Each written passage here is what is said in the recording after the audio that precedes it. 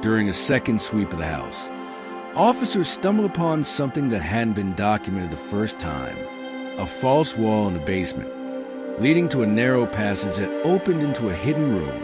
Inside were strange items, outdated video equipment, journals filled with frantic handwriting, and lists of names, people who had no clear connection to the family. Each notebook seemed to point toward an obsession, but with who or what, no one could figure out. Even creepier, the room had been used recently. Dust patterns showed someone had been in and out within days of discovery. But no fingerprints, no trace of who it was. To investigators, this room raised terrifying possibilities. Was the family involved in something secretive, maybe even dangerous? Or had someone been using the house without their knowledge? Rumors online claimed the journals hinted at cult activity, while others suggested ties to unsolved cases in nearby towns. Nothing was confirmed, but the speculation alone was enough to spread fear.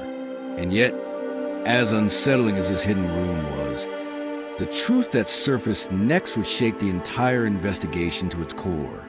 Weeks passed with little progress, until a witness finally stepped out of the shadows.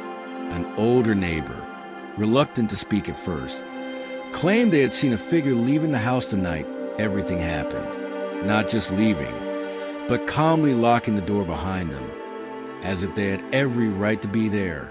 When pressed, the neighbor admitted they thought it was just a family member.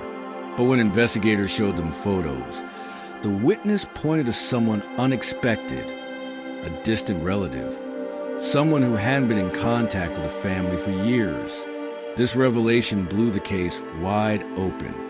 Why would that person be at the house? And more importantly, why hadn't anyone mentioned their connection until now? But before police could track this person down, the story took another shocking twist. During a final sweep of the hidden basement room, detectives found something even more disturbing than the journals: a stack of old VHS tapes, their labels scratched off when they played the first one. The footage revealed hours of surveillance of not just the family's home, but other houses in the neighborhood. This wasn't random. Someone had been cataloging families, studying their routines, and making notes. It was like a twisted experiment, carried out in total secrecy. Even worse, one of the tapes was dated just 2 nights before the tragedy. It showed someone walking calmly through the family's yard, carrying what looked like a bag of tools. Their face was hidden, but their posture familiar. Rumors spread like wildfire.